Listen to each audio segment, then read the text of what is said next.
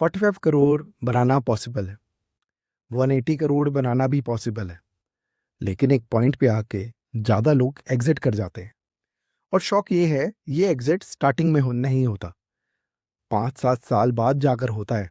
सच बोलूं, problems return की नहीं होती, प्रॉब्लम होती है रुकने की।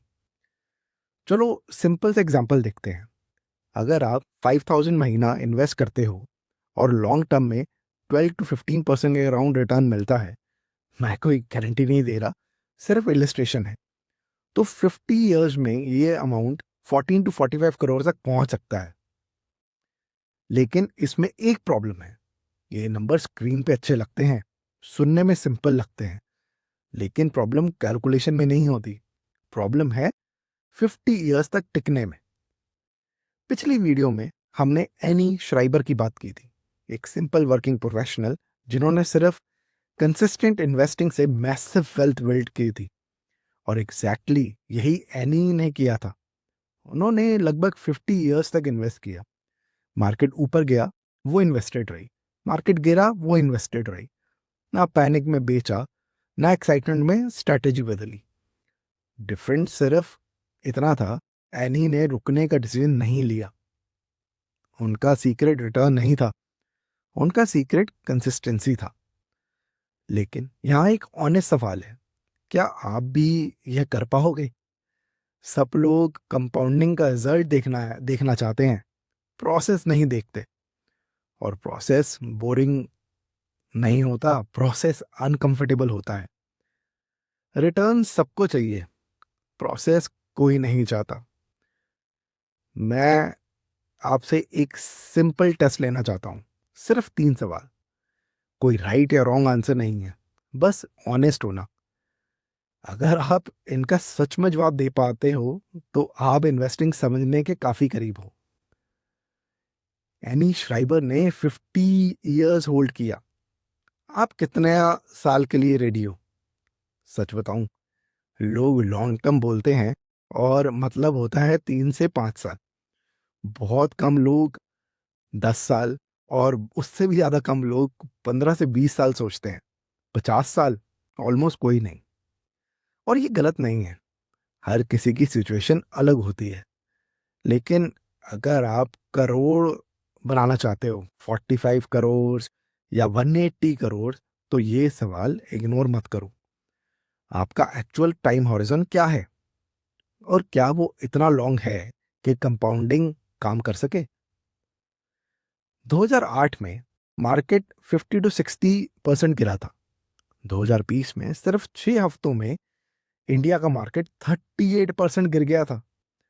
हर बार एक ही आवाज आती है, सब खत्म हो गया।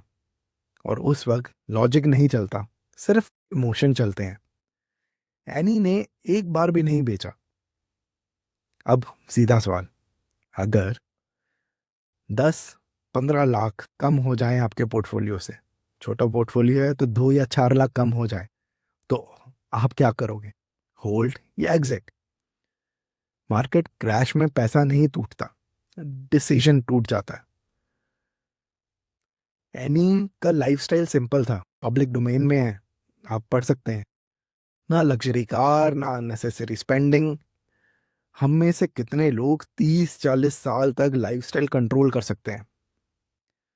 इनकम बढ़ती है, स्पेंडिंग भी बढ़ती है, नेचुरल है। लेकिन जब सिप नहीं बदलती और ईएमआई बढ़ती रहती है, तो कंपाउंडिंग स्लो हो जाता है।